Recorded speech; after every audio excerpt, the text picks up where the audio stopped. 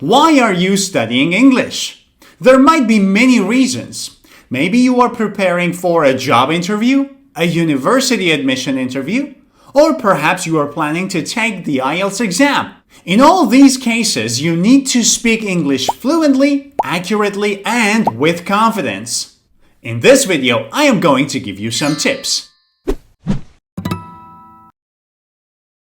Now, before you start, if you want to download my ultimate English book for free, you simply have to click on the link above my head. This book includes all the lesson summaries of my YouTube videos from day one with the link to the video, so you can watch the video and follow the lesson summary. This book has about 400 pages, and you also have review and note sheets so that you know what you have learned from each lesson and you can put a tick each time you review a lesson. You can also find the link in the description of this video. Also, at the end of this video, I'm going to tell you how to prepare for an interview in short time, so make sure you watch this lesson to the end. And now, let's start. Let me begin with an example. Yes, please, come on in. All right, you already came in. Please, have a seat. What did I do wrong? Well, first I entered the room without knocking or asking for permission. And look at what I'm wearing. Could I be more informal? Then again, I didn't ask for permission to sit. Now, what I did was bad. But why? Because it ruined my first impression. And first impressions are very important when it comes to interviews. So here's tip number 1. Try to make a very good first impression. But how? Let's see another example. May I come in? Yes, please, come on in. Please, have a seat. Thank you. It's as simple as that. So here are a few tips that can help you make a good first impression. Number 1, show up on time. Now, you don't want to be late for sure, but at the same time, you don't want to be too early, as that suggests that you might not have more important things to do in your life. So I would recommend arriving 5 to 15 minutes before the interview. Not earlier and definitely not later. Number 2, knock on the door when you want to enter the room. That is very important. It shows that you are being polite and that you are respecting the other person.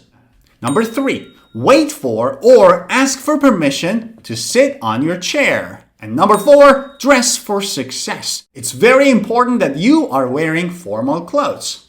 Now, here's a tricky one. Should you go for a handshake or not? I would say no. But why? It doesn't matter if it is an IELTS speaking session, a job interview, or a university admission interview. During COVID-19 outbreak, people became too aware of physical contact with other people. Therefore, you might make the other person uncomfortable by going for a handshake. Maybe they don't want to have physical contact with you. In that case, you might end up being embarrassed. It's a pleasure to meet you, sir. Well, good to meet you too. Please, have a seat. However, if the interviewer initiates the handshake, go for it. Otherwise, I would recommend a slight bow. It's a pleasure to meet you. Now, if during the bow you smile and you tilt your head a little bit, that would show confidence. It's a pleasure to meet you. Now, what if the interview is online? Well, in that case, it'll be much easier because you don't have to knock on the door. There's no door. You don't have to ask for permission or wait for the permission to sit on the chair because there is no chair. Just wear smart clothes and show up on time and make sure you have good background. Also, make sure you test the connection and sound before you start. Now remember, first impression is very important in any interview, whether IELTS speaking session, job interview, university admission interview, or any other kind of interview, because it helps form a good or positive image of you in the mind of the interviewer. And if you make a good impression, it will boost your confidence. Moving on to tip number 2, know what to expect. Now, before the interview, you need to do some homework. Now, if you are planning on preparing for the IELTS speaking test, this is what you should expect.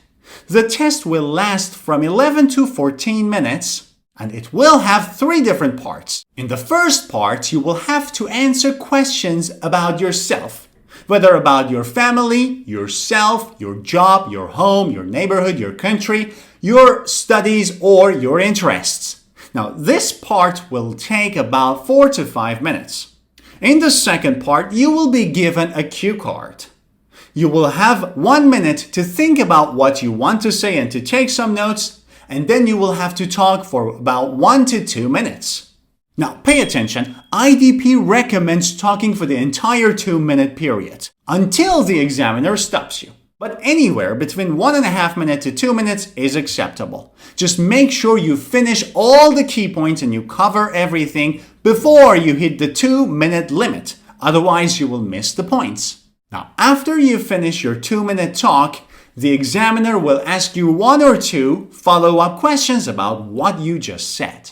Then you will move to part 3, where you will be asked more abstract questions, which are linked to the topic of part 2. This part will also last about 4 to 5 minutes. Now, the assessment of your speaking skill is based on 4 factors: your fluency and coherence, your pronunciation, your lexical resources, or let's put it simply, vocabulary, and your grammatical range and accuracy. However, if you are not planning to take the IELTS test but you are preparing for a job interview, you must study about the company and about the position you are applying for, and you must be prepared to answer these questions. Why have you chosen this company? Why are you applying for this role? What are your personal qualifications that make you good for this role? And why should we consider you? And what are your salary expectations? These 4 questions are an inseparable part of job interviews, so you must prepare for them. In case you're preparing for a university admission interview, you must be ready to answer questions such as, why have you chosen this university?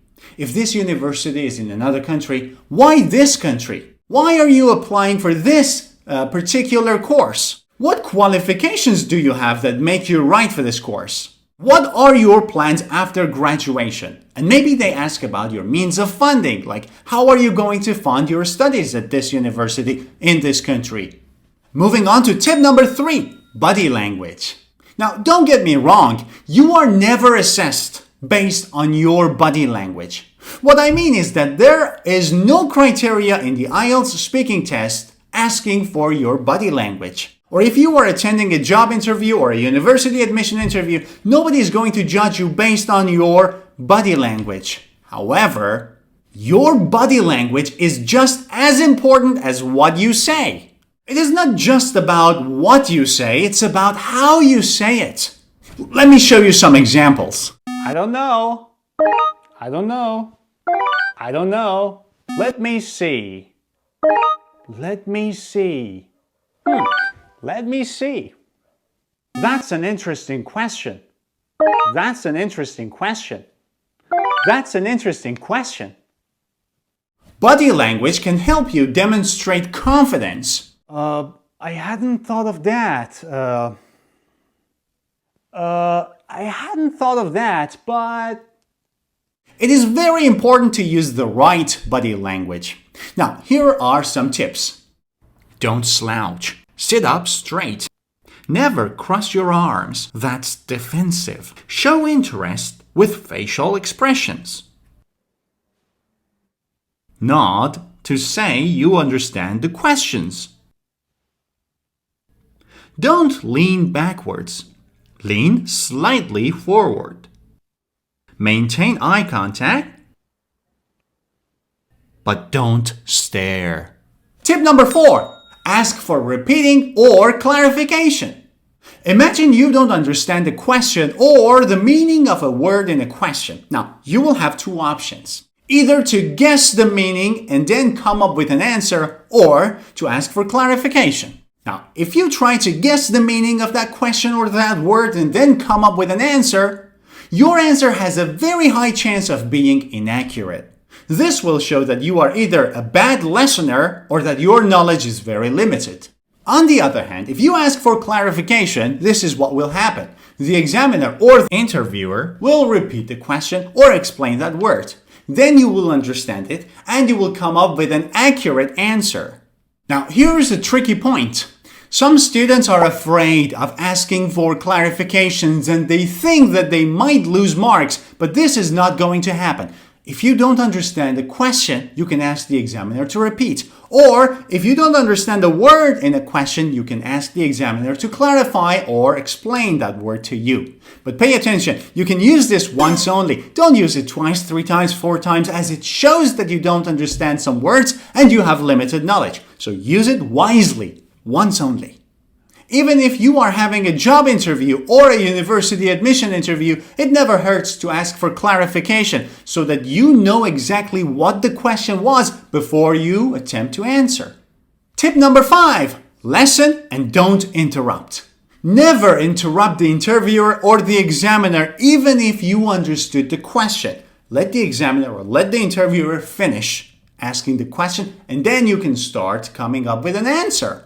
Okay, about your last university, I wanted to know if... Yeah, my previous university was Politecnico di Milano. I chose it based on its reputation. Okay, but I wanted to ask you about your GPA, not why you chose that university. Okay, enough with the tips. Now, here's a very important question. How can you prepare for a job interview, a university admission interview, or the IELTS exam in short time?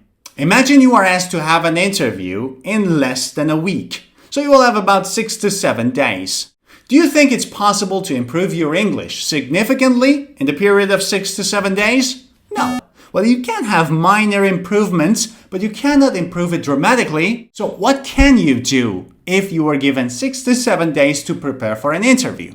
You have to take 3 steps. Step 1 is to make a list of common questions. Now, you can go online, go on Google, and then search for the most common questions regarding that particular interview you are going to have. For example, if it's a job interview or a university admission interview or any other kinds of interviews. Step 2, after you make the list, what you need to do is to write down very good answers to those questions. And step 3, memorize your answers and practice. Practice and practice.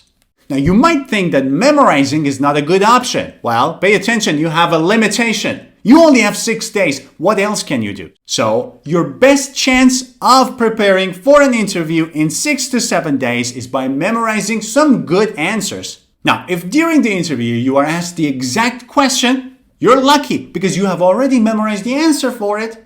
However, if you are asked a different question, here's where it gets tricky. So you will have to use the answers you have memorized to come up with a new answer. You will try to mix and match the things you have memorized, and that will definitely help you in short time. However, the best option overall is that if you have time, work on your general English and English speaking skill. Do you want me to make a video on common IELTS speaking questions or job interview questions or university admission interview questions? Well, that depends on the number of views of this video and the number of likes and comments. We'll see. Have a good day.